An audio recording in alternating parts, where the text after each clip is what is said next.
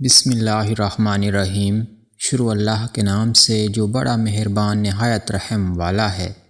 زوجہ رسول سیدہ عائشہ رضی اللہ عنہا بیان کرتی ہیں کہ رسول اللہ صلی اللہ علیہ وآلہ وسلم کی لونڈی یا رسول اللہ صلی اللہ علیہ وآلہ وسلم کے غلام سیدنا ابو رافع رضی اللہ عنہ کی بیوی سیدہ سلمہ اپنے خامد کی شکایت کرنے کے لیے رسول اللہ صلی اللہ علیہ وآلہ وسلم کے پاس آئیں۔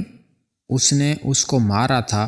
رسول اللہ صلی اللہ علیہ وآلہ وسلم نے سیدنا ابو رافع سے فرمایا، ابو رافع تیرا اور اس کا کیا معاملہ ہے؟ انہوں نے کہا، اے اللہ کے رسول، یہ مجھے تکلیف دیتی ہے۔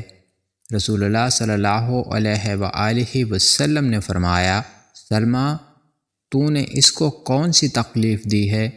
اس نے کہا، اے اللہ کے رسول، میں نے اس کو کوئی تکلیف نہیں دی۔